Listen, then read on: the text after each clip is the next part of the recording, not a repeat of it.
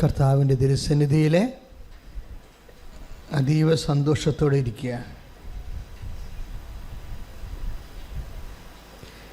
നമ്മുടെ സന്തോഷത്തിൻ്റെ ആസ്പദം എന്ന് വെച്ചാൽ എന്താണ്?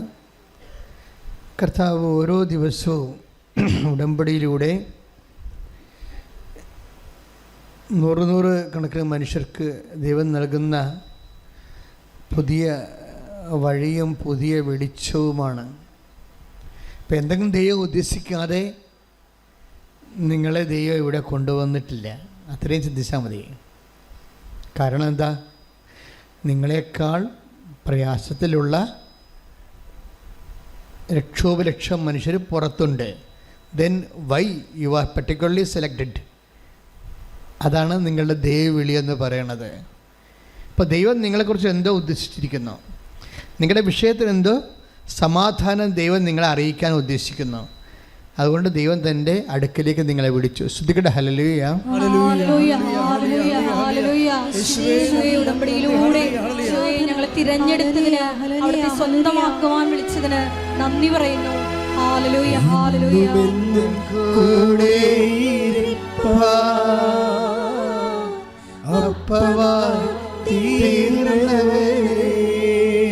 ഒരിക്കൽ കൂടി. എന്നുമെന്നും കൂടെ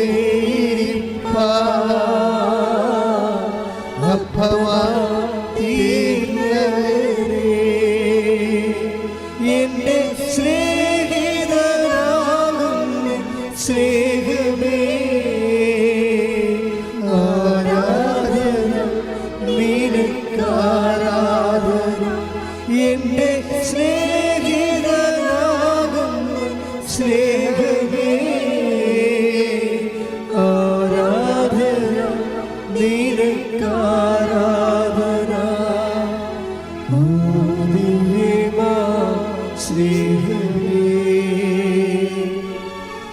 ഓ ദിവ്യകാരുണ്യമേ.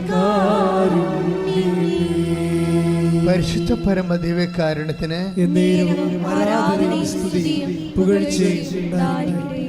ദൈവവേദന എപ്പോഴും നീ ശ്രദ്ധിക്കേണ്ടത്, ദൈവം നിന്നെ ഓൺ ചെയ്യണം. അതാണ് ഇതിൻ്റെ അകത്ത് മെയിൻ. ഞാൻ ഇടയ്ക്ക് നമ്മുടെ ക്ലിൻ്റനച്ചോട് പറയണ ഇതാണ്. ഞങ്ങൾ ആ ഭക്ഷണം കഴിച്ചുകൊണ്ടിരിക്കുമ്പോഴൊക്കെ ഇത് ഈശോൻ്റെ കാര്യങ്ങളൊക്കെയാണ് പലപ്പോഴും പറയണത്. അപ്പോൾ ഞാൻ പറയും, ദൈവം നമ്മളെ ഓൺ ചെയ്യണം. എന്ന് വെച്ച് കഴിഞ്ഞാൽ അത് ഞാൻ ഉണ്ടാക്കി പറഞ്ഞില്ല. ബൈബിൾ മുഴുവനും പരിശോധിക്കുമ്പോൾ നമുക്ക് മനസ്സിലാകുന്ന ഒരു സത്യമാണ്. ഈശോയ്ക്ക് തന്നെ നല്ല പവർഫുൾ കോൺഷ്യസ് ആയിരുന്നു. ഈശോ പറയവേ, പിതാവായ ദൈവം എന്നിൽ അംഗീകാര മുദ്ര ചാർത്തിയിരിക്കുന്നു. Take the word of God. ശ്രദ്ധിക്കട്ടെ. ഹല്ലേലൂയ, ഹല്ലേലൂയ, ഹല്ലേലൂയ, ഹല്ലേലൂയ, ഹല്ലേലൂയ. യേശുവേ നന്ദി. ഹല്ലേലൂയ, ഹല്ലേലൂയ, ഹല്ലേലൂയ. യേശുവേ ആരാധന, ആരാധന, ആരാധന, ആരാധന. യേശുവേ മഹത്വം, മഹത്വം, മഹത്വം. ഹല്ലേലൂയ, ഹല്ലേലൂയ, ഹല്ലേലൂയ, ഹല്ലേലൂയ. ആരാധന മാലാഖമാർക്കു ജീവന്റെ തിരുഭോജ്യമേ. ആരാധന മാലാഖമാർക്കു ജീവന്റെ തിരുഭോജ്യമേ. യോഹന്നാൻ 6:27. യോഹന്നാൻ 6:27. നശ്വരമായ അപ്പത്തിനു വേണ്ടി അധ്വാനിക്കാതെ മനുഷ്യപുത്രൻ തരുന്ന നിത്യജീവന്റെ അനശ്വരമായ അപ്പത്തിനു വേണ്ടി അധ്വാനിക്കുവിൻ. എന്തെന്നാൽ പിതാവായ ദൈവം അവൻ്റെ മേൽ അംഗീകാര മുദ്ര വച്ചിരിക്കുന്നു. Praise the Lord. അതായത് പിതാവായ ദൈവം ഈശോൻ്റെ മേൽ ഒരു ഒഫീഷ്യൽ സീൽ ചെയ്തിരിക്കുകയാണ്, അംഗീകാരമുദ്ര. എന്താണ്? ഈ അപ്പം ഭക്ഷിക്കുന്നവൻ നിത്യം ജീവിക്കും. Praise the Lord. അപ്പം നിത്യജീവന് വേണ്ടിയും സ്വർഗത്തിന് വേണ്ടിയും ഈശോനെ ബ്രാൻഡ് ചെയ്ത് സീൽ ചെയ്തിരിക്കുകയാണ്. ഇതുപോലൊരു സീലിംഗ് നമ്മുടെ ആധ്യാത്മിക ജീവിതത്തിന് കിട്ടിയാലേ കാര്യങ്ങൾ എളുപ്പമാകും. ഒപ്പിട്ട മതം സീൽ ചെയ്യണം. ഇപ്പം ചില ആൾക്കാർക്ക് ഞാൻ ജ്ഞാനസ്ഥാന സർട്ടിഫിക്കറ്റ് കൊടുക്കുമ്പോഴല്ല, ഞാൻ ധൃതിക്ക് ആൾക്കാരെല്ലാം എപ്പോഴും മേടയിലൊക്കെ ഇരിക്കുമ്പോൾ ഇടിയാണല്ലോ, പല പല വിഷയങ്ങൾക്ക് വേണ്ടി വന്നിരിക്കുന്ന സമയത്ത് ചിലപ്പോൾ ഒപ്പിടും, സീൽ ചെയ്യാൻ മറന്നു പോകും. അപ്പോൾ ചിലർക്ക് അത് ഓഫീസിൽ കൊണ്ടുപോയി കൊടുത്തിട്ട് റിജക്റ്റ് ആകുമ്പോൾ തിരിച്ചു വരും, എൻ്റെ അച്ഛ ഇതിന് സീലില്ലെന്ന് പറയണമെന്ന് പറഞ്ഞുകൊണ്ട് പിന്നെ നമ്മൾ സീൽ ചെയ്ത് കൊടുക്കും. അപ്പോൾ ഒപ്പേ നിൽക്കത്തില്ലെന്ന് അർത്ഥം. ഒപ്പേ നിൽക്കത്തില്ല, സീലിങ് വേണം. ഇപ്പം നിങ്ങളെ ന്യായസ്ഥാനപ്പെട്ടു അല്ലെങ്കിൽ നിങ്ങൾക്ക് വിശ്വാസമുണ്ട്, അത് ഒരു ഒപ്പാണ്. സീല് വേറെയാണ്. സീല് ദൈവത്തിന് നിങ്ങളെ വിശ്വസിക്കാൻ പറ്റണം, അതാണ് പ്രശ്നം. നിങ്ങളെ വിശ്വസിക്കണത് ഒരു ഒപ്പാണത്. ദൈവത്തിന് നിങ്ങളെ വിശ്വസിക്കാൻ പറ്റണത് ഒരു സീലാണ്. അതാണ് അംഗീകാരം എന്ന് പറയുന്നത്. അപ്പോൾ ദൈവത്തിൻ്റെ മുമ്പിൽ അങ്ങനെ വിശ്വസിക്കാൻ പറ്റും എന്ന് ദൈവത്തിന് തോന്നിയാൽ പിന്നെ ഇത്രയും ലാഗിങ് ഒന്നുമില്ല. ഉടമ്പടിയുടെ സ്പീഡ് റെഗുലേറ്റ് ചെയ്തിരിക്കുന്നത് ദൈവത്തിന് നിങ്ങളിലുള്ള വിശ്വാസം വർദ്ധിക്കുന്നിടത്ത് വെച്ചാണ്.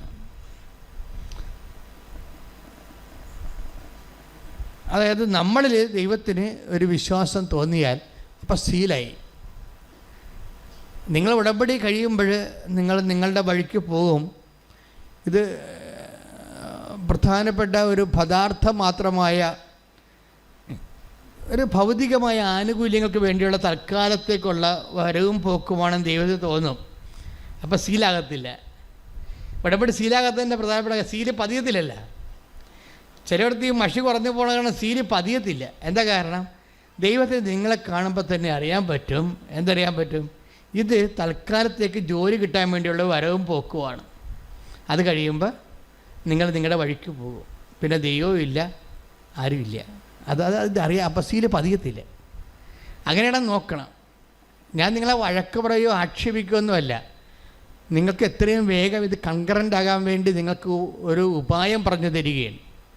ഞാൻ നിങ്ങളെ കുറ്റപ്പെടുത്തുകയില്ല. ഒരു ഉപായം പറഞ്ഞു. ഇൻ കേസ് ഒരു പദാർത്ഥം മാത്രമായിട്ടുള്ള പ്രസക്തി മാത്രമേ ഉള്ളൂ എന്ന് ചിന്തിക്കണം. പദാർത്ഥം മാത്രമായിട്ടാണോ ഞാൻ ദൈവത്തെ സമീപിക്കുന്നത്? ഈ പദാർത്ഥം മാത്രമായിട്ടൊക്കെ ചിന്തിക്കണമെന്ന് പറയുന്നത് എന്തൊരു പരിമിതിയാണെന്നറിയാമോ? അച്ഛനിന്ന് സുവിശേഷം പ്രസംഗിച്ചപ്പോൾ പിശാച് കർത്താവിനോട് പറഞ്ഞില്ലേ, ഈ കല്ലുകളോട് അതിനെക്കുറിച്ച് അച്ഛൻ പ്രസംഗത്തിൽ സൂചിപ്പിച്ചായിരുന്നു. അപ്പോൾ ഞാൻ അവിടെ ഇരുന്ന് ചിരിക്കുകയായിരുന്നു.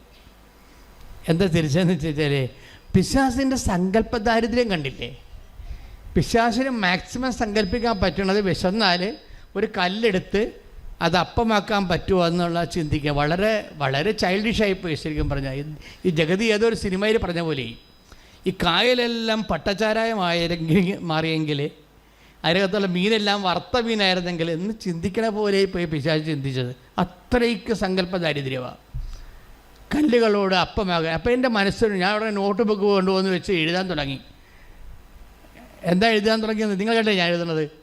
എന്താ എഴുതാൻ തുടങ്ങിയെന്ന് വെച്ച് കഴിഞ്ഞാൽ ഈ കല്ലുകളോട് അപ്പമാകാൻ പറയുന്ന സൂത്രപ്പണി മാത്രമേ പിശാചിന് സങ്കല്പിക്കാൻ പറ്റത്തുള്ളൂ. അതിന് ഒരു മേ ബി ഫിസിക്കൽ ഫേവേഴ്സ് എന്ന് പറയാം. പക്ഷേ ആധ്യാത്മികത അതിനേക്കാൾ വലുതാണ്. കല്ലില്ലെങ്കിലും അപ്പമില്ലെങ്കിലും നിന്നെ നിലനിർത്താൻ കഴിയുക. ദൈവത്തിന് ജോലിയില്ലെങ്കിൽ, നീ വിവാഹം കഴിച്ചില്ലെങ്കിലും, നിങ്ങൾക്ക് മക്കളില്ലെങ്കിലും, നിങ്ങൾക്ക് വീടില്ലെങ്കിലും സന്തോഷത്തോടെ നിങ്ങൾ നിലനിർത്താൻ കഴിയും. നീ ദൈവത്തിന് കണ്ടീഷൻഡായിട്ട് മക്കളെ കിട്ടിയ. ഇപ്പോൾ കഴിഞ്ഞ ദിവസത്തെ സാക്ഷ്യം എന്നാണ് അവസാനിച്ചത്. മാതാവിൻ്റെ മുമ്പിൽ വന്ന് ആ മോള് പറഞ്ഞു കേട്ടില്ലേ, എന്താണ്? ഒന്നെങ്കിൽ 20 വർഷമായി ഞാൻ കുഞ്ഞിന് വേണ്ടി ദൈവങ്ങളായ ദൈവങ്ങളുടെ എല്ലാം നടക്കണം. അവസാനം നിൻ്റെ അടുത്ത് വന്നിരിക്കുകയാണ്. ഒന്നെങ്കിൽ എൻ്റെ ജീവൻ എടുക്കണം, അല്ലെങ്കിൽ എനിക്ക് കുഞ്ഞിനെ തന്നാം. അമ്മ ആ മാസം അവൾക്ക് കുഞ്ഞിനെ കൊടുത്ത്. അപ്പോൾ അവൾക്ക് മനസ്സിലായി അമ്മ ആരാണെന്ന് മനസ്സിലായി. പക്ഷേ എപ്പോഴും ദൈവത്തിൻ്റെ അടുത്ത് നിങ്ങൾ ഇങ്ങനെയുള്ള അഭ്യാസം കാണിക്കരുത്. അപ്പോൾ ഈ കല്ലപ്പമാക്കാൻ പറഞ്ഞ പോലെ പിശാചായിട്ട് നിങ്ങളെ കണക്കാക്കുന്നുള്ളൂ. ദൈവത്തിന് നമ്മൾ ഉദ്ദേശിക്കുന്നത് ഒരു ഭൗതിക യാഥാർത്ഥ്യത്തെ, നമുക്ക് ഒരു പദാർത്ഥത്തെ നമുക്ക് അനുഭവവേദ്യമാകുന്ന രീതിയിൽ ആസ്വദിക്കാനുള്ള പരുവമാക്കി തരിക എന്നുള്ള ഒരു മിനിമം പരിപാടിയാണ് നിങ്ങൾ ദൈവത്തിന് കൊടുത്തതെങ്കിൽ ദൈവത്തെ ഈ ജന്മത്തിൽ നിങ്ങൾ അനുഭവിക്കാൻ പറ്റത്തില്ല. ഒരനുഗ്രഹ ദാതാവായി മാത്രം ദൈവത്തെ കാണുമ്പോൾ സ്വാഭാവിക നിങ്ങളുടെ റിലീജിയസ് ലൈഫ് തന്നെ ഭയങ്കര പദ്ധതിക്കാകും. ഞാൻ എന്താ എഴുതിക്കൊണ്ടിരുന്നതെന്നറിയാമോ? ഞാൻ എഴുതിക്കൊണ്ടിരുന്നത് അതിൻ്റെ താഴേക്ക് വരുമ്പോൾ വചനങ്ങളാണ്. ഈ പ്രോഗ്രാങ്ങളെല്ലാം കഴിയുമ്പോൾ ഈ പിശാച് ഈശോനെ പ്രലോഭിപ്പിക്കാൻ പോണതിന് മുമ്പ് പിശാച് മറന്നുപോയൊരു ഭാഗമുണ്ട്. എന്താ കാര്യം? കല്ലില്ലെങ്കിൽ അപ്പമില്ലെങ്കിൽ ഇവൻ ജീവിക്കുമെന്നുള്ളത് അവൻ അനുഭവം കൊണ്ട് പഠിച്ചിട്ടാണ് അവൻ വന്നിരിക്കുന്നത്. അവനെന്താ പറഞ്ഞിരിക്കണത്? ലുക്കാൻ്റെ സുവിശേഷം 4:2 എടുത്ത് ശ്രുതികട്ടെ. ഹല്ലേലൂയ ഹല്ലേലൂയ ഹല്ലേലൂയ ഹല്ലേലൂയ ഹല്ലേലൂയ യേശുവേ നന്ദി. ഹല്ലേലൂയ ഹല്ലേലൂയ ഹല്ലേലൂയ. ലൂക്കാ 4:2. ലുക്കാ സുവിശേഷം 4:2. അവൻ പിശാചിനാൽ പരീക്ഷിക്കപ്പെട്ട് 40 ദിവസം അവിടെ കഴിഞ്ഞുകൂടി. 40 ദിവസം അവൻ അവിടെ കഴിഞ്ഞുകൂടി. ഓക്കെ. ആ ദിവസങ്ങളിൽ അവൻ ഒന്നും ഭക്ഷിച്ചില്ല. അവസാനം അവന് വിശന്നു. Praise the Lord. കണ്ടാ സംഭവം ഇതാണ്. അതായത് 40 ദിവസം അവൻ ഭക്ഷിക്കാതിരുന്നിട്ടും പാനം ചെയ്യാതിരുന്നിട്ടും അവന് വിശപ്പൊരു പ്രശ്നമേ അല്ലായിരുന്നു. ആ ടൈം കഴിഞ്ഞപ്പോഴാണ് അവൻ വിശന്നത്. അവൻ 40 ദിവസം എന്തുകൊണ്ടാണ് അവന് വിശക്കാതിരുന്നത്? That is anointing. അതാണ് അനോയിൻറ്റിങ് എന്ന് പറയണത്. അനുഗ്രഹത്തിൻ്റെ അപ്പുറത്തുള്ള സാധനമാണ്. അനുഗ്രഹം എന്ന് പറഞ്ഞാൽ ബ്ലെസ്സിങ്സ്. അനുഗ്രഹത്തിൻ്റെ അപ്പുറത്തുള്ള എന്താണ്? അത് ബ്ലെസ്സിങ്സ് പദാർത്ഥം മാത്രവും മെറ്റീരിയലാണ്. അത് മാനുഷികമാണ്. ഈ മാനുഷികമായിട്ടുള്ള അനുഭവ തലങ്ങൾക്ക് അപ്പുറത്തുണ്ട്. എന്താണ്? നീ 40 ദിവസവും 40 രാവും അവൻ ഒന്നും ഭക്ഷിക്കുകയോ ഒന്നും കുടിക്കുകയോ ചെയ്തില്ല. ആ കാലം കഴിഞ്ഞപ്പോൾ, അത് അഭിഷേകത്തിൻ്റെ ആ കാലം കഴിഞ്ഞപ്പോഴാണ് അവനെ വിശന്നത്. അപ്പോൾ അവിടെ കല്ലില്ലെങ്കിലും അപ്പമില്ലെങ്കിലും അവൻ 40 ദിവസം സുഭിക്ഷമായിട്ട് തന്നെയാണ് ഇവിടെ ഭക്ഷണം കഴിച്ചതുപോലെ ജീവിച്ചത്. എൻ്റെ മക്കളെ, ഇത് വേറെ ഒരു ലെവലാണ്. നിങ്ങളീ ഉടമ്പടിയിൽ അന്വേഷിക്കേണ്ടത്. ഇപ്പം കഴിഞ്ഞ ദിവസങ്ങളിലേ അങ്ങനെ പേര് ഞാൻ പറഞ്ഞു, എന്താ, അതായത് ഒരു മനുഷ്യരോട് ഒരു സാക്ഷ്യം പറഞ്ഞു. ജോർജ് ഇമ്മാനുവൽ എന്ന് പറഞ്ഞു, കായംകുളത്തുകാരൻ ജോർജ് ഇമ്മാനുവൽ. ജോർജ് ഇമ്മാനുവൽ 33 വർഷമായിട്ട് കടലിൽ മർച്ചൻ്റ് നേവിയിലാണ്. 33 വർഷമായിട്ട് മർച്ചൻ്റ് നേവിയിലാണ്. കക്ഷിക്ക് ഇന്ന് വരെ 12 കമ്പനി മാറിയിട്ടുണ്ട്. 33 വർഷം. അപ്പോൾ ദാറ്റ് മീൻസ് ഒരു 3 കൊല്ലം 3.5 കൊല്ലമൊക്കെ കമ്പനി നിൽക്കത്തുള്ളൂ. അത് കഴിയുമ്പോൾ അവർ ഡിസ്മിസ് ചെയ്യുക ഈ സാധനത്തിന്. അത് കാരണം വീടും വെക്കാൻ ഒത്തിയിട്ടില്ല. എവിടെയെങ്കിലും ഉറച്ചു നിന്നാലല്ലേ വീട് വെക്കുകയോ എന്തെങ്കിലും അഭിവൃദ്ധി ഉണ്ടാകുക. 33 കൊല്ലം. ഇപ്പം 6 കൊല്ലം തന്നെ മർച്ചൻ്റ് നേവി പോയി കഴിഞ്ഞാൽ കൊടീശ്വരം വരെ ജീവിക്കുന്ന ആൾക്കാരുണ്ട്. അപ്പോൾ 33 കൊല്ലം ചെയ്ത് പുള്ളിക്കാരൻ ഓരോരുത്തർ ഒന്നും എത്തിയിട്ടില്ല. അവസാനം ഉടമ്പടി ചെയ്ത് 33 വർഷത്തെ ഈ മറൈൻ ലൈഫും കഴിഞ്ഞ് 12 കമ്പനിയിൽ വർക്ക് ചെയ്തുകൊണ്ടിരിക്കുക മാറി. ഇപ്പോൾ ഇവിടെ വന്ന ശേഷം ഈ പുള്ളിക്ക് ഭയങ്കര നിരാശയായി. കാര്യം പുള്ളിയുടെ കൂടെ ഉള്ള അവിടെ കപ്പലേക്ക് കയറിയ ആൾക്കാരൊക്കെ ഇന്ന് എവിടെ ഇരിക്കണം, പുള്ളി അവിടെ ഇരിക്കണം എന്ന് പറഞ്ഞ് ഭയങ്കര വ്യത്യാസം, സങ്കടം, നിരാശ. പുള്ളി ഒന്ന് ഉടമ്പടി ചെയ്ത്. ഈ നിരാശ പറഞ്ഞാൽ നമുക്കുള്ള മാർഗം എന്താ? ഉടമ്പടി ചെയ്ത് വന്നിട്ട് എന്നോട് ചോദിച്ച്, വാട്ട് ഹാപ്പൻ ടു മീ, എന്താണ് എൻ്റെ കുഴപ്പം വെച്ചാന്ന് ചോദിച്ച്. അപ്പോൾ ഞാനത് എൻ്റെ ഈ മറൈൻ പാസ്പോർട്ട് മാതാവിൻ്റെ അടുത്ത് കൊണ്ട് വെച്ചിട്ട് തിരിച്ചു കൊണ്ട് കൊടുക്കുമ്പോൾ മാതാവിനോട് പറഞ്ഞു, അവനോട് മുൻചുണ്ടി അവസാനിപ്പിക്കാൻ പറയാൻ പറഞ്ഞു. എനിക്ക് ഇയാളെ ആദ്യം കാണുകയാണ്. ഞാൻ പറഞ്ഞു മുൻചുണ്ടി അവസാനിപ്പിക്കാൻ പറയുന്നുണ്ടെന്ന് പറഞ്ഞു. എന്ന് വെച്ച് കഴിഞ്ഞാൽ എടുത്ത് ചാട്ടമ പരിപാടിയാണ്. ഒരു വീട്ടിൽ പോലും സമാധാനത്തിൽ ഒരാൾ നമ്മുടെ സമയത്ത് കുറച്ച് കഴിയുമ്പോൾ ഉടക്കി പിരിയും. അപ്പം അത് ആ മനുഷ്യൻ്റെ ഒരു കുറവാണ്. അത് ആധ്യാത്മിക ജീവിതത്തിന് മാത്രമല്ല, ഭൗതിക ജീവിതത്തിന് ഇതുപോലെ കുറവുണ്ടായി കഴിഞ്ഞാൽ നമ്മൾ ഓരോരുത്തരെത്തത്തില്ല. ഇപ്പോൾ കത്തോലിക്ക പള്ളിയിൽ ഇപ്പോൾ നോൻപ് കാലമാണ്. കർത്താവിന് പീഡാനുഭവത്തിന് വേണ്ടി ഒരുങ്ങിക്കൊണ്ടിരിക്കുകയാണ്. അതുകൊണ്ട് തന്നെയാണ് ഈശോ ഇങ്ങനെ എന്നെ കൊണ്ടുവരണം എന്ന് തോന്നുന്നത്. നിങ്ങളും ചിന്തിക്കണം, നല്ലതാ. കുറവുകളെ അന്വേഷിക്കണം, നല്ലതാ. ഉടമ്പടി എടുക്കാൻ വേണ്ടി വരുമ്പോഴേ, എടുത്തു കഴിഞ്ഞ് അച്ഛനെ കാണാൻ വരുമ്പോഴല്ല, അച്ഛനെ കാണുന്ന മുമ്പ് തന്നെ കർത്താവിനോട് ചോദിക്കണം, എനിക്ക് വല്ല കുറവുണ്ടോ. മനസ്സിലായില്ലേ? അച്ഛനെ കാണുമ്പോൾ ചോദിച്ചാൽ കുഴപ്പമൊന്നുമില്ല. നിങ്ങൾ ചോദിക്കാത്തത് കൊണ്ട് മാത്രമേ എനിക്ക് പരിഭവമുള്ളൂ. ചോദിച്ചാൽ ഞാൻ മറുപടി പറയും. പക്ഷേ പിന്നെ ചിലരോട് മിണ്ടത്തില്ല. എന്ന് വെച്ച് കഴിഞ്ഞാൽ അവർ സിമ്പിൾ ക്വസ്റ്റ്യൻസ് ആയിരിക്കും ചോദിക്കുന്നത്. സീരിയസ് വിഷയമാണെങ്കിൽ ഞാൻ ടൈം എടുത്ത് അതിന് മെസ്സേജ് എടുത്ത് മറുപടി പറയും. കാര്യം അവർക്കത് ആവശ്യമാണോ എനിക്ക് തോന്നുന്നത്. അവരെന്നെ പരീക്ഷിക്കാനാണ് ചോദിക്കണമെങ്കിലും ഞാൻ മിണ്ടത്തില്ല. അവർക്കിത് അറിഞ്ഞിരിക്കാൻ വേണ്ടിയാണെങ്കിൽ ഞാൻ മിണ്ടത്തില്ല. എവിടെയാണ് ഈ വിനാശത്തിൻ്റെ അശുദ്ധ ലക്ഷണം നിൽക്കരുതാസ്ഥലത്ത് നിൽക്കണ കാണുമ്പോൾ യൂദയായിലുള്ളവർ മലമുകളിലേക്ക് ഓടായിപ്പോകാനാണ് പറഞ്ഞത്. അതായത് ചിലർക്ക് എപ്പോഴും നമ്മൾ ശ്രദ്ധിക്കേണ്ടത്, ഈ ദൈവം നമ്മളോട് സംസാരിക്കും, ഒരു സംശയമില്ല. പക്ഷേ എപ്പോഴും നമ്മൾ ശ്രദ്ധിക്കേണ്ടത് നമ്മളുടെ തീരുമാനം എടുത്ത് മാറ്റിയിട്ട് നമ്മൾ കേവലമായിട്ട് നിൽക്കണം. കേവലമായിട്ട് കർത്താവേ നീ എന്ത് പറഞ്ഞാൽ അത് മാത്രമേ ഞാൻ ചെയ്യത്തുള്ളൂ എന്നാണെങ്കിൽ, അതെല്ലാ കാര്യത്തിലും അങ്ങനെയാണെങ്കിൽ ദൈവം എല്ലാ കാര്യത്തിലും നിങ്ങളോടും അങ്ങനെ തന്നെയായിരിക്കും. ഇതങ്ങനെയല്ല, നിങ്ങൾക്കിഷ്ടമുള്ളത് നിങ്ങൾ ചെയ്യും.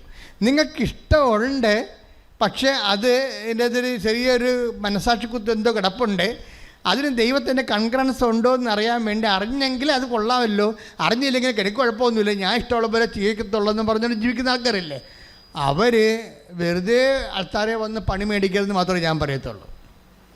ആണ് സമയം. അത് വളരെ ശ്രദ്ധിച്ച് കൈകാര്യം ചെയ്യേണ്ടത്, നിങ്ങൾ വളരെ ശ്രദ്ധിക്കേണ്ട കാര്യം മെസ്സേജിൻ്റെ കാര്യത്തിലേ. ശ്രുതിക്കട്ടെ മക്കളെ. യേശു സ്വന്തം ഹല്ലേലൂയ. ഹല്ലേലൂയ ഹല്ലേലൂയ ഹല്ലേലൂയ ഹല്ലേലൂയ. യേശുവേ ദൈവഹിതം വെളിപ്പെട്ട് കിട്ടുമ്പോൾ അതനുസരിച്ച് ഞങ്ങളുടെ ജീവിതം ക്രമീകരിക്കുവാൻ ആത്മാവിൽ ഞങ്ങൾക്ക് അഭിഷേകം നൽകണമേ. ഹല്ലേലൂയ.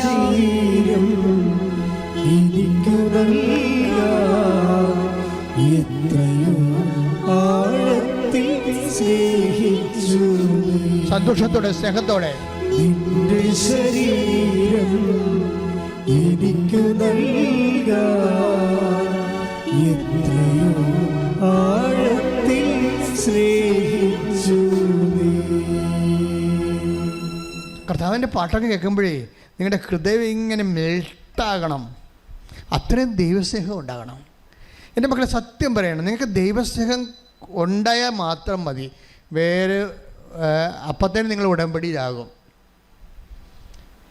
വെർച്വൽ ഉടമ്പടി എന്ന് നമ്മൾ പറയത്തില്ലേ, വെർച്വൽ ഉടമ്പടി, ഫിസിക്കൽ ഉടമ്പടിയാണ് നമ്മൾ ചെയ്യണത്. ഇവിടെ വെർച്വൽ ഉടമ്പടിയുണ്ട്. വെർച്വൽ ഉടമ്പടി എന്ന് പറയുന്നത് എന്താണ്? നിങ്ങൾക്ക് ദൈവത്തോട് പ്രണയം തോന്നി ദൈവത്തിൻ്റെ വഴികളിലൂടെ ജീവിക്കാൻ മനസ്സുകൊണ്ട് തീരുമാനമാകുമ്പോൾ തന്നെ നിങ്ങൾ ഉടമ്പടിയിലായി. വെർച്വൽ ഉടമ്പടി എന്ന് പറയും അതിനെ. ഓൺലൈൻ കാലത്തേക്ക് കോടതിയിലൊക്കെ നടന്നത് വെർച്വൽ ആയിട്ടുള്ള ഡിസിഷൻ വിസ്താരമൊക്കെ നടന്നത് ഓൺലൈനിൽ. അപ്പോൾ ഇതുപോലെ നമ്മളെ ഫിസിക്കലായിട്ട് ചെയ്യാതെ തന്നെ നമ്മൾക്ക് ദൈവവുമായിട്ട് ഉടമ്പടിയിലാകാൻ പറ്റും. കാര്യം ഉടമ്പടി ഒരു ശാശ്വതമായ യാഥാർത്ഥ്യമാണ്. അതിന് അന്തസത്യം എന്ന് പറയുന്നത് ദൈവസ്നേഹത്തോടെ ദൈവത്തിന് വേണ്ടി ജീവിക്കാൻ, മനുഷ്യരെ സേവിച്ച് ശുശ്രൂഷ ജീവിക്കാൻ, വിശുദ്ധിയോടെ ജീവിക്കാൻ വേണ്ടിയുള്ള തീരുമാനമാണ്. ശ്രദ്ധിക്കട്ടെ. ഹല്ലേലൂയ ഹല്ലേലൂയ ഹല്ലേലൂയ ഹല്ലേലൂയ. യേശുവേ ഉടമ്പടിയെടുത്ത എല്ലാവരുടെയും ദൈവസ്നേഹം വർദ്ധിപ്പിക്കണമേ, സാക്ഷികളാക്കി ഉയർത്തണമേ. ഹല്ലേലൂയ. ഉടനടി പരിഹാരമേകും ഉടമ്പടി പ്രാർത്ഥനയിൽ അമ്മ ഉടനടി പരിഹാരമേകും അവൻ പറയുന്നതും ചെയ്തിടുകിൽ ജീവിതം ധന്യമായി. അവൻ പറയുന്നതും ചെയ്തിടുകിൽ ജീവിതം ധന്യമായി. പരിശുദ്ധ പരമദിവ്യകാരുണ്യത്തിന് ആരാധനയും സ്തുതിയും പുകഴ്ചയും ഉണ്ടായിരിക്കട്ടെ. പക്ഷേ ഈ വിർച്വൽ ഉടമ്പടിക്ക് ഒരു കുഴപ്പമുണ്ട്. നമ്മളതിൻ്റെ പദാർത്ഥം അത് ഫിസിക്കൽ ഉടമ്പടിയായിട്ട് എന്തുകൊണ്ടാണ് കൺവേർട്ട് ചെയ്യണത്? അതിൻ്റെ അകത്ത് കുറേ ഇൻവെസ്റ്റ്മെൻറ്റ്സ് ഉണ്ട്. അതുകൊണ്ടാണ് വിർച്വൽ ഉടമ്പടിക്ക് ഇൻവെസ്റ്റ്മെൻറ്റ്സ് ഇല്ല, കുറവാണ്. കാര്യം നിങ്ങൾ ഇത് ചെയ്തിരിക്കണത് ഡു യു മീൻ ഇറ്റ്, നിങ്ങളത് ഉദ്ദേശിക്കുന്നുണ്ടോ എന്ന് ദൈവത്തിന് തോന്നണം.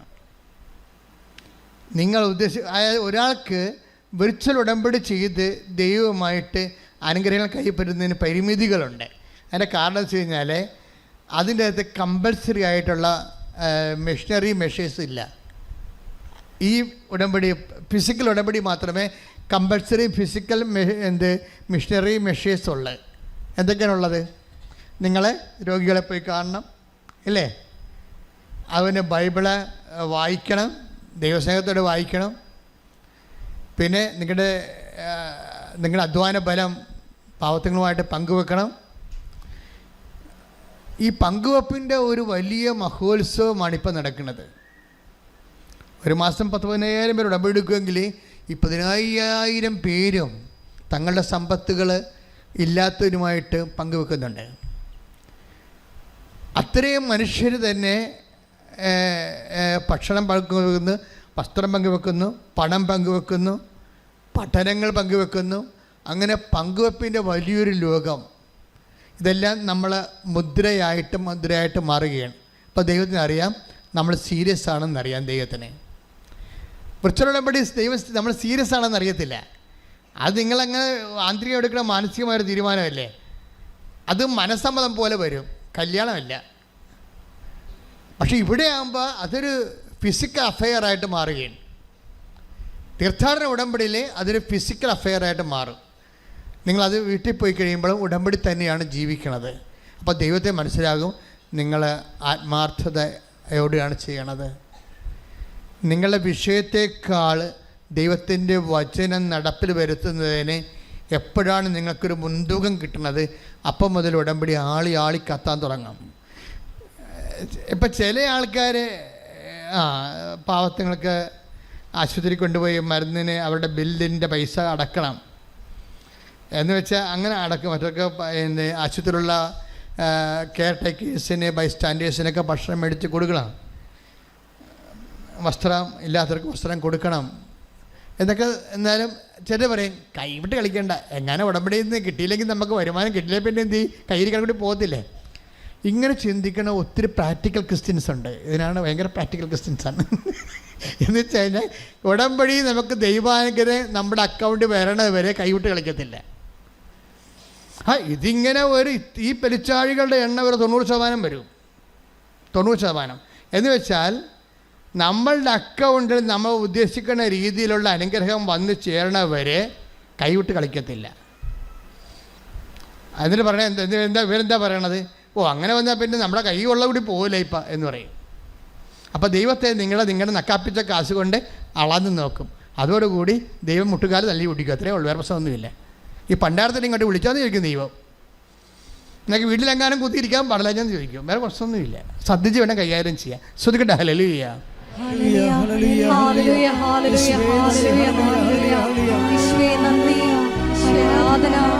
ഉടമ്പടി നിബന്ധനകളിൽ ദൈവസ്നേഹത്തോടെ ചെയ്യുവാൻ ആരാധനയിലൂടെ ഞങ്ങളെ അഭിഷേകം ചെയ്യണമേ. ഹല്ലേലൂയ.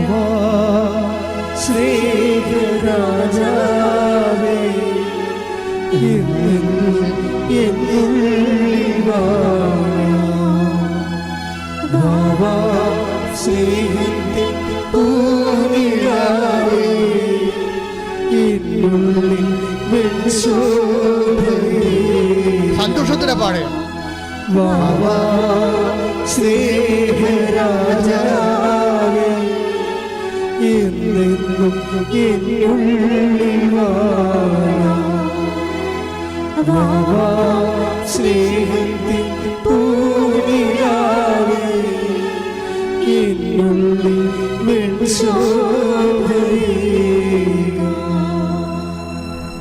കഴിഞ്ഞ ദിവസം ജോജോ പാല എന്ന് പറഞ്ഞൊരു മകൻ സാക്ഷ്യം പറഞ്ഞായിരുന്നു.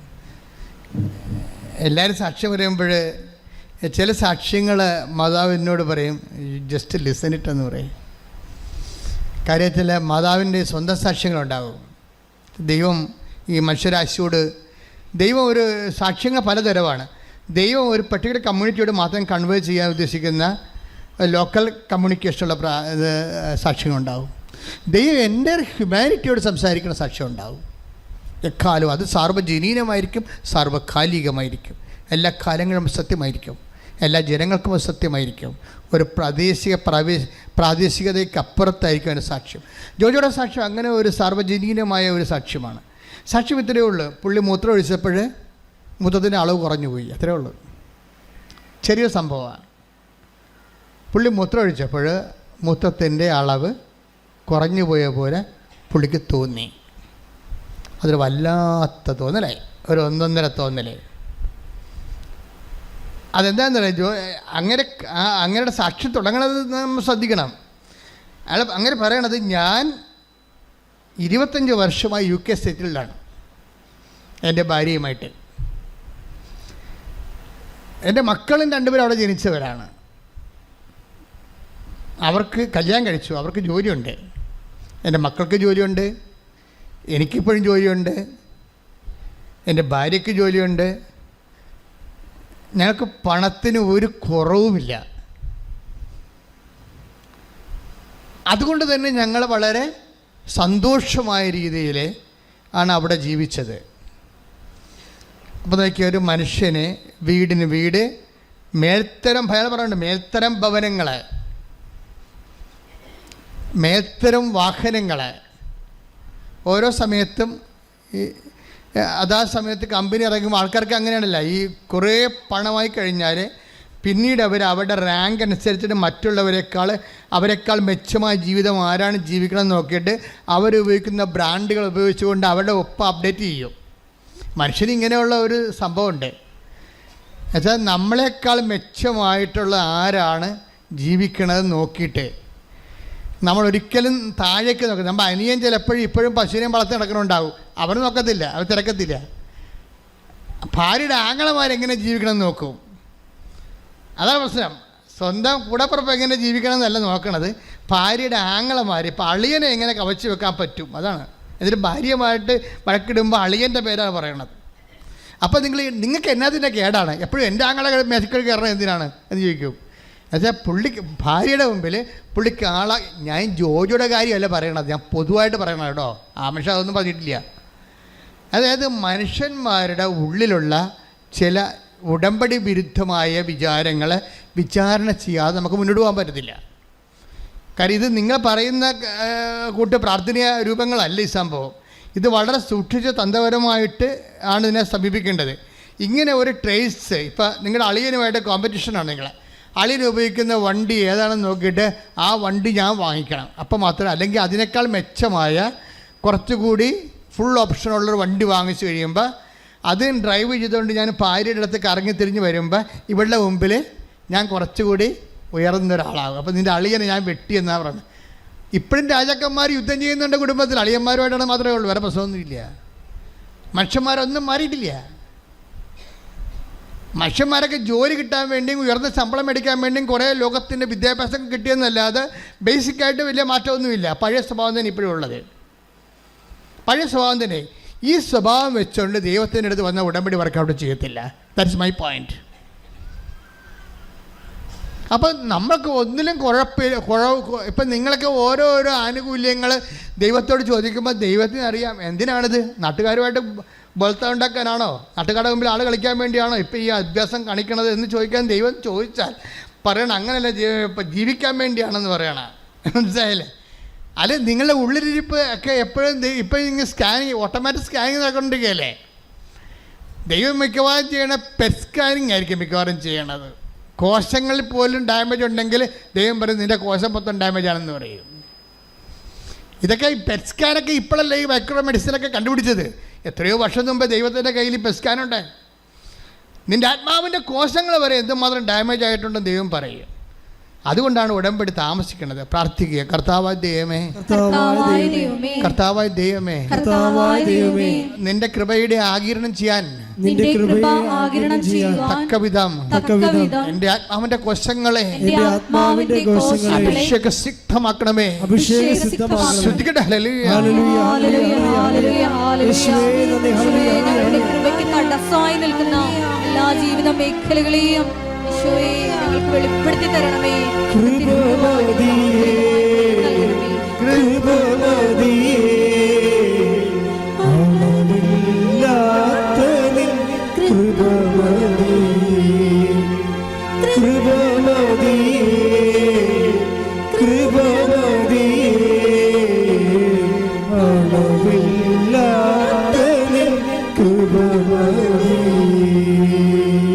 അപ്പോൾ എല്ലാവരും ഈ അനുഗ്രഹത്തിന് വേണ്ടി, ജോലിക്ക് വേണ്ടി, വീടിന് വേണ്ടി, വിവാഹത്തിന് വേണ്ടി, മക്കൾക്ക് വേണ്ടി എല്ലാം ഉടമ്പടി ചെയ്യുമ്പോൾ നിങ്ങൾ അൾട്ടിമേറ്റ് എയിം എന്താണ്? ഈ ജോജിയെ പോലെ ഒരാളായി മാറുക. നിങ്ങൾക്ക് ജോലിയുണ്ട്, ഭർത്താവിന് ജോലിയുണ്ട്, ഭാര്യയ്ക്ക് ജോലിയുണ്ട്, മക്കൾക്ക് ജോലിയുണ്ട്, മരുമക്കൾക്ക് ജോലിയുണ്ട്. ഒന്നിനും കുറവില്ലാത്ത മേൽത്തരം വീട്, മേൽത്തരം വാഹനം, മേൽത്തരം ജീവിതം. ഇത്രയും മേൽത്തരം ജീവിതമാണെങ്കിൽ ഈ മനുഷ്യൻ്റെ ഉള്ളിൽ ഇപ്പോഴും ഒരു ചെറിയ ഒരു എന്താണ് ഈ ഇൻഗാസൊക്കെ ഈ എസ്കിമോയൊക്കെ താമസിക്കുന്ന സ്ഥലത്ത് അവർ മഞ്ഞിൻ്റെ അകത്ത് ഉള്ള വീട്ടിൻ്റെ അകത്ത് ഒരു ചെറിയൊരു വിളക്ക് കത്തിച്ച് വെക്കും, ഒരു ഈൽ വിളക്കുകൾ. അതുപോലെ ഒരു വിളക്ക് ഈ മനുഷ്യൻ്റെ ഉള്ളിലുണ്ട്. പണ്ട് എവിടെയോ കുടുംബത്തിൽ ജീവിച്ച കാലത്ത് കിട്ടിയ ഇത്തിരി വിശ്വാസം, അതൊരു ഈൽ വിളക്ക് പോലെ ഇതിൻ്റെ അകത്ത് കത്തുകയാണ് ഈ മനുഷ്യൻ്റെ ജീവിതത്തിലെ. ദൈവത്തിൻ്റെ ഒരു കൈവെപ്പ് പോലെ ഈ മനുഷ്യൻ്റെ ഉള്ളിൽ വിശ്വാസം. അങ്ങനെ പറഞ്ഞാൽ ഞാനിപ്പോഴും പള്ളിയിൽ പോകുന്നുണ്ട്. അത് നാട്ടുകാരെ ബോധിപ്പിക്കാൻ വേണ്ടിയാണ്. ഞാൻ ദൈവത്തോട് അടുപ്പമുള്ള ആളാണെന്നും പിന്നെ വീട്ടുകാരെ കൊണ്ട് തലയിടിപ്പിക്കാതിരിക്കാൻ വേണ്ടി ഞാൻ ആൾക്കാരെ കാണിക്കാൻ വേണ്ടി പള്ളിയിൽ പോകുന്നുണ്ട്, കുർബാന സ്വീകരിക്കുന്നുണ്ട്. കർത്താവ് എൻ്റെ അടുത്ത് വരുന്നുണ്ടോ ഇല്ലയോ, ദാറ്റ് ഈസ് ഡിഫറെൻറ്റ് തിങ്. ആ മനുഷ്യൻ്റെ സാക്ഷി നല്ല രസമാണ് കേൾക്കാൻ. ഞാൻ ഇപ്പോഴും കുർബാന സ്വീകരിക്കുന്നുണ്ട്, ഞാൻ ദേവാലയത്തിൽ പോകുന്നുണ്ട്. ഞാൻ കുർബാന സ്വീകരിക്കുമ്പോൾ ഈശോ എൻ്റെ അടുത്ത് വരുന്നുണ്ടോ ഇല്ലയോ, ദാറ്റ്സ് എ ഡിഫറെൻറ്റ് കേസ്. വന്നാലും ഇല്ലെങ്കിലും എനിക്ക് പ്രശ്നമില്ല. കാര്യം എനിക്ക് ജീവിതത്തിൽ പ്രശ്നമൊന്നുമില്ലല്ലോ. ജോലിയുണ്ട്, വീടുണ്ട്, വിവാഹമുണ്ട്, ആരോഗ്യമുണ്ട്, സന്തോഷമുണ്ട്. ഞാൻ ഇത്തിരി ഡ്രിങ്ക്സ് കൊടുക്കുന്നുണ്ട്, ഇപ്പോൾ കുഴപ്പമില്ല. ഞാൻ ക്ലബ്ബിൽ പോകുന്നുണ്ട്. UK-യിലാണെങ്കിൽ ഇതിനൊന്നും കുഴപ്പമില്ല. ആരോടും ചോദിക്കത്തില്ല, എവിടെയും പോകാം, ആർക്കെവിടെയും ജീവിക്കാം. ഒരു സന്തോഷത്തിലാണ് ഞാൻ. ഈ ഭൂമി തരുന്ന ഒരു മനുഷ്യന് കൊടുക്കാവുന്ന മാക്സിമം സന്തോഷം അനുഭവിച്ച് ജീവിക്കുന്നൊരു മനുഷ്യൻ പറയുകയാണ്, ഞാനിപ്പോൾ കുർബാന സ്വീകരിക്കുന്നുണ്ട്. അത് കാര്യം ഞാൻ ഇങ്ങനെ ഒരു ആചാരാനുഷ്ഠാനത്തിൽ ജീവിച്ചു പോകുന്ന കാരണം ആ പാരമ്പര്യം കളയേണ്ടെന്ന് വിചാരിച്ചുകൊണ്ട് ഞാൻ കുർബാന സ്വീകരിക്കുന്നുണ്ട്. പക്ഷേ ഈശോ എൻ്റെ അടുത്ത് വരുന്നുണ്ടോ ഇല്ലയോ, അത് എനിക്കത്ര പ്രശ്നമല്ലെന്ന്. അതാണ് പ്രശ്നം. അതാണ് എൻ്റെ അകത്ത് ഏറ്റവും വലിയ വിഷയം. ഈശോ എൻ്റെ അടുത്ത് ആ കുർബാന സ്വീകരണത്തിലൂടെ ഈശോ എൻ്റെ അടുത്ത് വരുന്നുണ്ടോ ഇല്ലയോ എന്ന് പറയുമ്പോൾ വരുന്നില്ലെങ്കിൽ സങ്കടമില്ല. അങ്ങനെ സങ്കടം ആ മനുഷ്യനില്ല, ഫീൽ ചെയ്യുന്നില്ല. അങ്ങനെ കുറവ് ഈശോ എൻ്റെ എഴുന്നള്ളി ഈ കുർബാനയിൽ എൻ്റെ ഉള്ളിലേക്ക് വരുന്നില്ല എങ്കിലാണെങ്കിലും അത് കുറവായിട്ട് he's not feeling it. Eesho ഒരു മനുഷ്യൻ്റെ ആധുനിക മനുഷ്യൻ്റെ ഒരു അവസ്ഥ കണ്ടില്ലേ? അതായത് ചട്ടപ്പടി സഭയുടെ മുമ്പിലും അച്ഛന്മാരുടെ മുമ്പിലും പള്ളിക്കാരുടെ മുമ്പിലും ഇടവക്കാരുടെ മുമ്പിലും ഹീസ് എ ഗുഡ് കാത്തലിക്. അയാൾക്കറിയാം അയാളുടെ ഹിപ്പൊക്കെ കറക്റ്റാണെന്നറിയാം. അയാൾക്കറിയാം പള്ളിയിലെ അച്ഛന്മാരുടെ മുമ്പിൽ ബിഷപ്പിൻ്റെ മുമ്പിലൊക്കെ he's a Catholic, good Catholic. പക്ഷെ അയാൾക്കറിയാം ഈശോ ഒന്നും അയാളുടെ കയ്യിരിപ്പ് കാരണം ഈശോ ഒന്നും ഈ കുർബാനയിലൂടെ എൻ്റെ ഉള്ളിൽ വരുന്നില്ലെന്നറിയാം. ഇനി വരാതിരുന്നതുകൊണ്ടോ എനിക്ക് അത്രയ്ക്ക് വിഷമമൊന്നും ഇല്ല, അത് കുറവായിട്ട് പുള്ളിക്ക് തോന്നുന്നില്ല. ഈശോ നമ്മുടെ ഉള്ളിലേക്ക് വരാത്തത്, ഈ അനുഷ്ഠാന മാർഗങ്ങളെല്ലാം ആചരിച്ചിട്ടും വരാത്തത് ഒരു കുറവായിട്ട് തോന്നാത്ത ട്രാജഡിയെ ഇനി എന്ത് വെക്കാബററി ഉപയോഗിച്ച് പിടിക്കണമെന്ന് നമുക്കറിയത്തില്ല. അത്രയ്ക്ക് പത്തറ്റിക്കാണ് കണ്ടീഷൻ. പ്രാർത്ഥിക്കുക. കർത്താവായ ദൈവമേ, നാം കേൾക്കുന്ന ധ്യാനത്തിലൂടെ അങ്ങ് ഉദ്ദേശിക്കുന്നത് എൻ്റെ അന്തരാത്മാവിലേക്ക് പകർന്നു തരാൻ അമ്മേ, പരിശുദ്ധമ്മേ, എനിക്ക് വേണ്ടി മാധ്യസ്ഥം വഹിക്കണം. ഹല്ലേലൂയ, ഹല്ലേലൂയ, ഹല്ലേലൂയ, ഹല്ലേലൂയ. നഷ്ടപ്പെടുമ്പോൾ ഞങ്ങൾക്ക് വെളിപ്പെടുത്തി തരണമേ. ഞങ്ങളുടെ ജീവിതം പുനഃക്രമീകരിക്കുവാൻ ആരാധനയിലൂടെ ഞങ്ങളെ അഭിഷേകം ചെയ്യണമേ.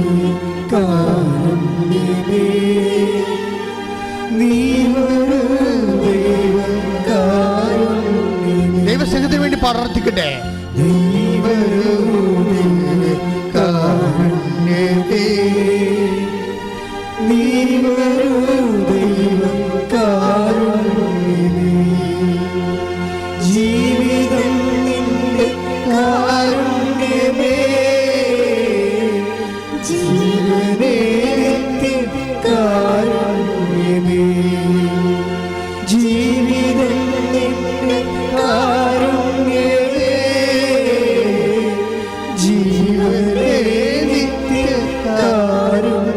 സന്തോഷത്തിലൊന്ന് പാടിക്കേ, ദൈവസ്നേഹത്തോടെ പാടിക്കേ. ജീവിതം നിന്റെ കാരുണ്യമേ, ജീവനേ നിത്യകാരുണ്യമേ. പരിശുദ്ധ പരമ ദിവ്യകാരുണ്യത്തിന് ആരാധനയും സ്തുതിയും പുകഴ്ചയും ഉണ്ടായിരിക്കട്ടെ. അപ്പോഴീ പെട്ടെന്ന് ഇതെല്ലാം ഒരു കുറവുമില്ലാത്തൊരു മനുഷ്യന് ഒരു സുപ്രഭാതത്തിൽ മൂത്രത്തിൽ കുറവ് വന്നു. അതാണ് ഒരു സ്റ്റോറി പോണ കണ്ടല്ലോ, സ്റ്റോറിയുടെ പോകണ്ട. നല്ലൊരു പ്രോസ്പെറസ് ആയിട്ട് മുന്നോട്ട് പോകുന്ന സ്റ്റോറി പെട്ടെന്ന് ഇങ്ങനെ ബെൻഡാണെന്ന് നോക്കി. ഒരു കുറവുകളും ഇല്ലാത്തൊരു മനുഷ്യന് ഒരു സുപ്രഭാതത്തിൽ മൂത്രമൊഴിക്കുമ്പോൾ ഇത്തിരി കുറവ് വന്നു മൂത്രത്തിൽ. അപ്പം അതെന്താണെന്ന് നോക്കാൻ വേണ്ടി അദ്ദേഹം ഡോക്ടറിൻ്റെ അടുത്ത് ചെന്ന് അതെന്താണെന്ന് നോക്കിക്കഴിഞ്ഞപ്പോഴേ അത് പോസ്റ്റേറ്റിൻ്റെ എന്തോ ഒരു സിസ്റ്റാണ്, അത് ക്യാൻസറസ് ആയിട്ട് ഡെവലപ്പ് ചെയ്യുകയാണ്. ഈ മനുഷ്യൻ അങ്ങ് ഉരുകിപ്പോയി. ഓക്കെ, ഒരു മനുഷ്യൻ പെട്ടെന്ന് ഉരുകണ കണ്ടില്ലേ, കല്ല് ഉരുകണ പോലെ ഇങ്ങനെ ഉരുകയാണ്. ഇനി എന്താണ്, ഇനി എൻ്റെ ദിവസങ്ങൾ ഇനി എത്രയാണ്? ഇങ്ങനെ പല ചിന്തകൾ കൊണ്ട് ഇത്രയും നാൾ ഞാൻ സമ്പാദിച്ചത് ഇനി എന്ത് ചെയ്യാനാണ്? ഇനി ആരുപയോഗിച്ചാലും ഞാൻ ഈ ലോകത്തുനിന്ന് പിരിയുകയല്ലേ? ഇങ്ങനെ പല പല ചിന്തകൾ പുള്ളിയുടെ ലൈഫ് തന്നെ ഇങ്ങനെ റെഡ്യൂസ് ഇൻറ്റു സീറോ, മൈനസിലേക്ക് കൊണ്ടുവരികയാണ്.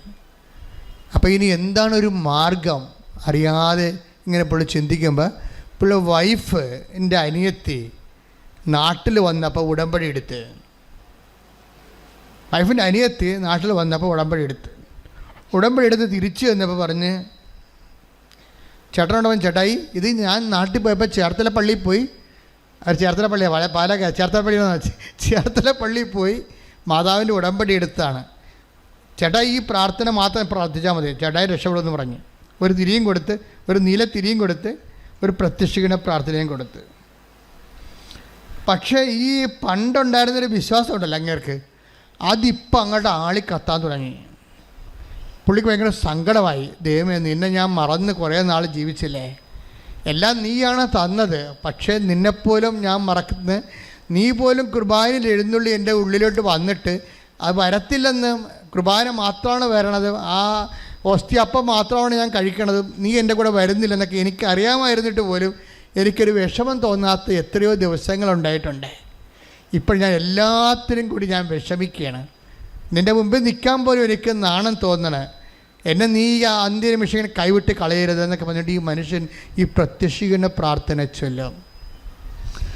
രാത്രിയും പകലും ഈ പ്രത്യക്ഷീകരണ പ്രാർത്ഥന ചൊല്ലും. കാര്യം അത് അങ്ങേര് സ്വന്തമായിട്ട് ചെല്ലണ ദൈവം അങ്ങ് രക്ഷപ്പെടുത്താൻ വേണ്ടി ഇത് ചൊല്ലി അഭിഷേകം പ്രാപിക്കാൻ ഒരു പ്രത്യേക ആകർഷണം പുള്ളിക്ക് കൊടുത്ത്, ഇത് കിട്ടിയ സമയത്ത് തൊട്ട് ഈ പ്രത്യക്ഷീകരണ പ്രാർത്ഥന ചൊല്ലി പുള്ളി അത് ഇപ്പോൾ ഒത്തിരി പേരില്ലേ പ്രത്യക്ഷീകരണ പ്രാർത്ഥന കാണാൻ പഠിച്ചിരിക്കുന്നവർ, ഇതുമാത്രം പേരുണ്ട്. അവർക്ക് എന്തെങ്കിലും സങ്കടം വന്ന് അപ്പം പ്രത്യക്ഷീകരണ പ്രാർത്ഥന പെട്ടെന്ന് നാവിൽ നിങ്ങൾ പ്രത്യക്ഷീകരണ പ്രാർത്ഥന വന്നുകൊണ്ടിരിക്കാം.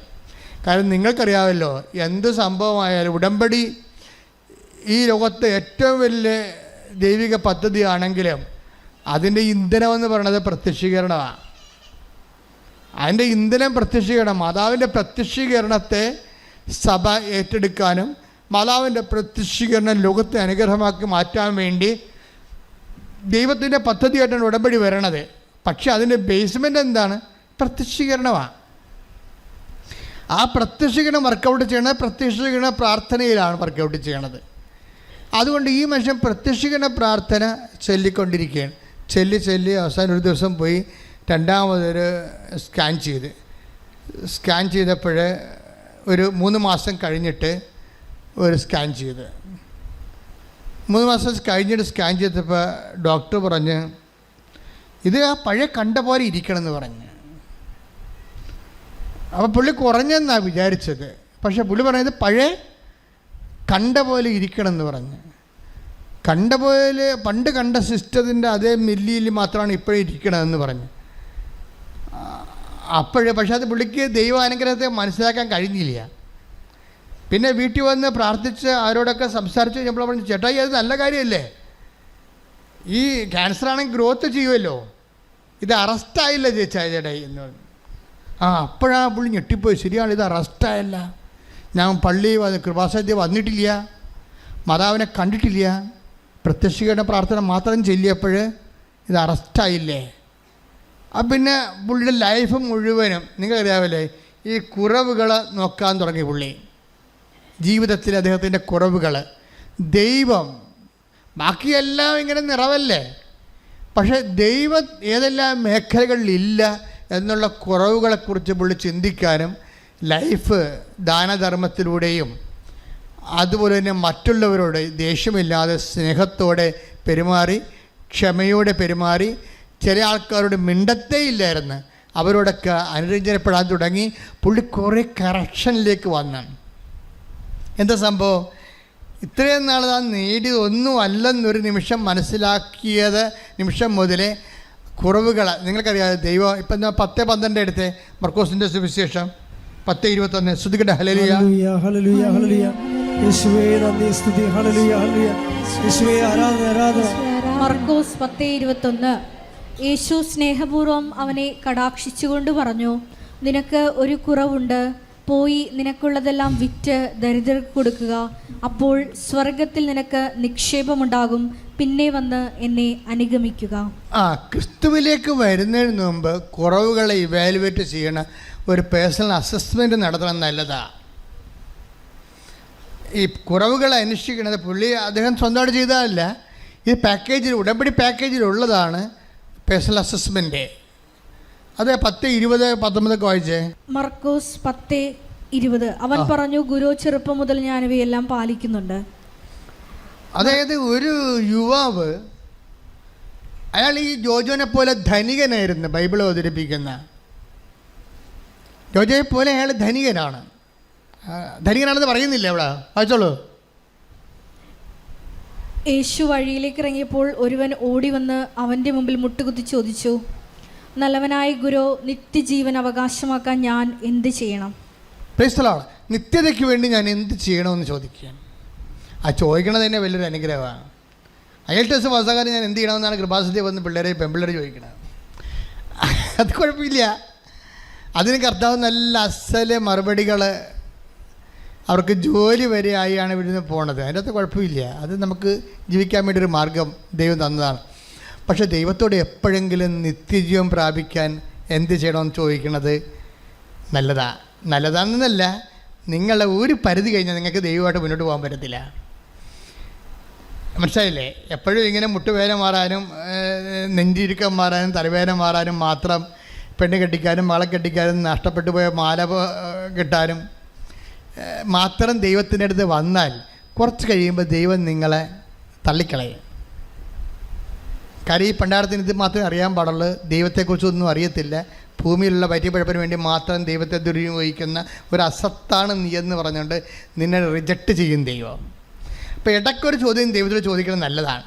എന്താ ചോദിക്കേണ്ടത്? 10:20 എന്താ ചോദിച്ചിരിക്കുന്നത്? മർക്കോസ് 10:20 എന്താ? മർക്കോസ് 10:17. നല്ലവനായ ഗുരു, നിത്യജീവൻ അവകാശമാക്കാൻ ഞാൻ എന്ത് ചെയ്യണം? യേശു അവനോട് ചോദിച്ചു, എന്തുകൊണ്ടാണ് നീ എന്നെ നല്ലവൻ എന്ന് വിളിക്കുന്നത്? അതായത് നിത്യജീവൻ അവകാശമാക്കാൻ നിങ്ങൾ എന്ത് ചോദിച്ചാലും ദൈവത്തോട് ചോദിക്കുമ്പോൾ എപ്പോഴെങ്കിലും നിത്യജീവനെക്കുറിച്ച് നിങ്ങൾ ഗുരുതരമായി ചോദ്യം ഉന്നയിക്കണം. കാര്യം എന്താണ്? ദൈവത്തിൽ നിന്ന് ചോദിക്കുന്നത് തന്നെ ദൈവത്തോട്. ഇപ്പം നിങ്ങൾ പലരും ചോദിക്കുന്ന പല കാര്യങ്ങളും ദൈവത്തോട് തന്നെ ചോദിക്കേണ്ട കാര്യമല്ല. പല കാര്യങ്ങളും നിങ്ങളിപ്പോൾ ചോദിക്കണതെല്ലാം ദൈവത്തോട് തന്നെ ചോദിക്കേണ്ട കാര്യങ്ങളല്ല.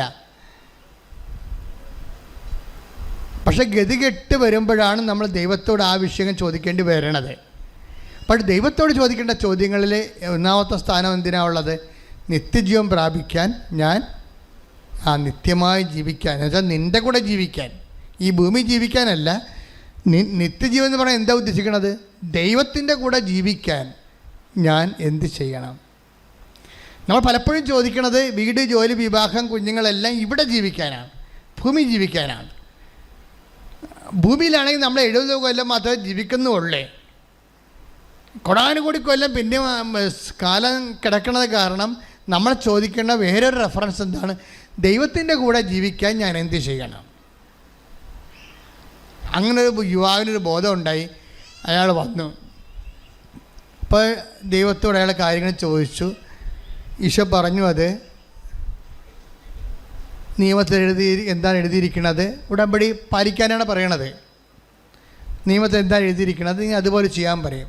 അപ്പോഴയാൾ പറയും, ഞാൻ ചെറുപ്പകാലം മുതൽ ഇതൊക്കെ ചെയ്യണുണ്ടെന്ന് പറയും. അപ്പോഴീശോ അവനോട് പറയും, നിനക്ക് ഒരു കുറവുണ്ട്. ഇതെല്ലാം ചെയ്യുന്ന ആളാണ്, ഉടമ്പടി ജീവിക്കുന്ന ആളാണ്, പക്ഷെ നിനക്കൊരു കുറവുണ്ട്. ഈ ഉടമ്പടിയിൽ എപ്പോഴും പുതുക്കുമ്പോൾ ശ്രദ്ധിക്കേണ്ട കാര്യമാണ്. കാര്യം ഈ 10-20 എന്ന് പറയുന്നത് ഉടമ്പടി ജീവിക്കുന്ന ഒരാളെക്കുറിച്ചാണ് ഭജനം അഡ്രസ്സ് ചെയ്യണത്. നിത്യജീവൻ പ്രാപിക്കാൻ ഞാൻ എന്ത് ചെയ്യണമെന്ന് പറയുമ്പോൾ നിയമത്തിൽ എന്താ എഴുതിയിരിക്കണമെന്ന് ഈശോ ചോദിക്കും. അപ്പോൾ മാതാപിതാക്കന്മാരെ ബഹുമാനിക്കുക തൊട്ട് 10 കൽപ്പന മൊത്തം പറയുമ്പോൾ ഈശോ അവൻ പറയും, ഇതൊക്കെ ഞാൻ ചെയ്യണതാണ്, ഞാൻ ഉടമ്പടിയിലാണ്, ഞാൻ ഉടമ്പടി 1 പുതുക്കി 2 പുതുക്കി 3 പുതുക്കി ജീവിക്കുകയാണെന്ന് പറയും. 3 പുതുക്കി ജീവിക്കണമെന്ന് പറയുമ്പോൾ നിങ്ങൾ പറയും, ഞാൻ 5 പുതുക്കി എനിക്ക് സിൽവർ ഗ്രേ ആണ് കയ്യിലുള്ളതെന്ന് പറയും, പേപ്പർ. അപ്പോഴും ഈശോ പറയും നിനക്കൊരു കുറവുണ്ട്. ഇപ്പം നിനക്ക് നീല ഉടമ്പടിയാണെന്ന് പറഞ്ഞാൽ ഈശോ പറയും നിനക്കൊരു കുറവുണ്ട്, അല്ലേ? നീ വെള്ള ഉടമ്പടിയാണ് നിൻ്റെ കയ്യിലുണ്ടെന്ന് പറഞ്ഞാൽ ഈശോ പറയും നിനക്കൊരു കുറവുണ്ട്. ഇനി നിനക്ക് സിൽവർ ഗ്രേ ആണ് നിൻ്റെ കയ്യിലുണ്ടെന്ന് പറഞ്ഞാൽ ഈശോ പറയും നിനക്കൊരു കുറവുണ്ട്. അപ്പോൾ എപ്പോഴും നമ്മൾ ശ്രദ്ധിക്കേണ്ടത്, ഉടമ്പടി പുതുക്കാൻ വേണ്ടി വരുമ്പോൾ ശ്രദ്ധിക്കേണ്ടത്, ഈശോ ഇനി പറയാൻ കുറവ് എന്താണെന്ന് ചിന്തിക്കണം. മനസ്സിലായില്ലേ? ക്ലാസ്സിൽ ഈശോ ഇനി പറയാൻ എന്നെക്കുറിച്ച് പറയാൻ പോണ കുറവ് എന്താണ് എന്ന് നീ ചിന്തിച്ച് സ്വന്തമായിട്ട് ഈശോയുമായിട്ട് ഉടമ്പടിയിലായിക്കഴിഞ്ഞാൽ പിന്നെ നീ സത്യസന്ധമായിട്ട് ഉടമ്പടി ഏറ്റെടുത്ത് നടത്തും. കാര്യം വെച്ചാൽ നിനക്കറിയാമല്ലോ, ദൈവം നിൻ്റെ ഉള്ളിലോട്ട് വന്നാൽ പിന്നെ എല്ലാത്തിനും സമാധാനമാണ്. ഒരു കാര്യം മാത്രമല്ല, ദൈവത്തിന് ഒരു കാര്യമായിട്ട് സെറ്റ് ചെയ്യാൻ പറ്റത്തില്ല. അതെപ്പോഴും എൻ്റെ മക്കൾ മനസ്സിലാക്കണം. ദൈവത്തിന് മനുഷ്യന്മാർക്ക് ഒരു കാര്യമായിട്ട് സെറ്റ് ചെയ്യാൻ പറ്റും. ഇപ്പം നിങ്ങളുടെ വീട്ടിൽ കറണ്ടില്ല, മനസ്സിലായില്ലേ? നിങ്ങളുടെ വീട്ടിൽ നിങ്ങൾ ഉടനെ ഇലക്ട്രിസിറ്റി ഓഫീസിലേക്ക് വിളിച്ച് പറയുകയാണ് ഞങ്ങളുടെ വീട്ടിൽ കറണ്ടില്ല എന്ന് പറയും. ഉടനെ അവർ പറഞ്ഞ് ഇപ്പം തന്നെ നിങ്ങളുടെ വീട്ടിലോട്ടൊക്കെ 5 മിനിറ്റ് കഴിയുമ്പോൾ കറണ്ട് വരുമെന്ന് പറഞ്ഞു. ഓ കൊള്ളാം. 5 മിനിറ്റ് കഴിഞ്ഞപ്പോൾ കറണ്ട് വന്നപ്പോൾ നമ്മൾ ജനൽ തുറന്നു വെച്ച് അപ്പുറത്ത് നോക്കി, എൽസിക്യൂട്ട് കറണ്ട് വന്നു. നാശം, അവിടെ വീട്ടിലും കറണ്ട് വന്നാന്ന് ചോദിക്കും. തീർന്നില്ല പരിപാടി. മനസ്സിലായില്ലേ? ഇതാണ് പ്രശ്നം. നമ്മുടെ വീട്ടിൽ നമ്മളാണല്ലോ വിളിച്ച് പറഞ്ഞത്, അവൾ വിളിച്ച് പറഞ്ഞില്ല, എൽസിക്കുട്ടി വിളിച്ച് പറഞ്ഞിട്ടില്ലേ. നമ്മളാണ് കഷ്ടപ്പെട്ട് നമ്മൾ 3 രൂപ കളഞ്ഞില്ലേ, മൊബൈലിൽ കുത്തി കറണ്ടില്ലെന്ന് വിളിച്ച് പറഞ്ഞില്ലേ ഓഫീസിലേക്ക്. അപ്പോൾ നമ്മളോടല്ല അവർ പറഞ്ഞത് ഇപ്പോൾ കറണ്ട് വരുമെന്ന്. അപ്പോൾ കറണ്ട് വന്ന് നമ്മുടെ കാശിന് നമ്മൾ കറണ്ട് വന്ന്. അപ്പോൾ ജനൽ തുറന്ന് അപ്പോൾ നോക്കിയപ്പോൾ എൽസിക്കുട്ടി അവർക്ക് കറണ്ട് വന്നാ.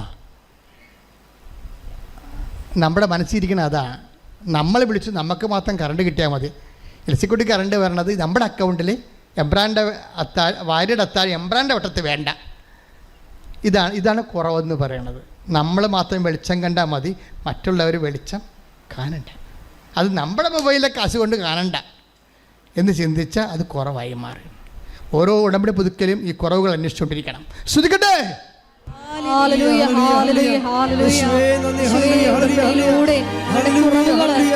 വെളിപ്പെടുത്തരുന്നത് നന്ദി പറയുന്നു.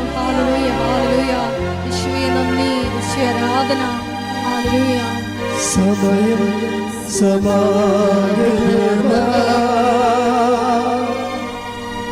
സകലരും അനുദപിക്കും, സർവ്വം സമർപ്പിക്കുവാൻ സകലരും അനുതാപിയെ ചേർത്തണയ്ക്കാൻ അനുഗമിക്കാൻ ഒരു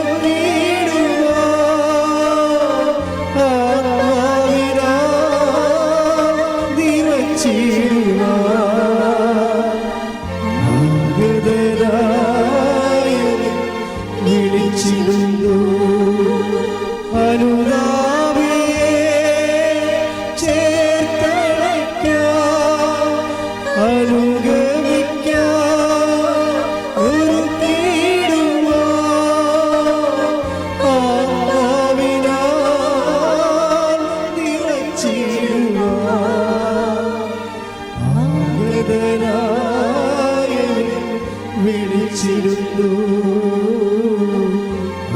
ആഗതനായവൻ വിളിച്ചിരുന്നു. പരിശുദ്ധ പരമദിവ്യകാരുണ്യത്തിന് ആരാധനയും സ്തുതിയും പുകഴ്ചയും ഉണ്ടായിരിക്കട്ടെ.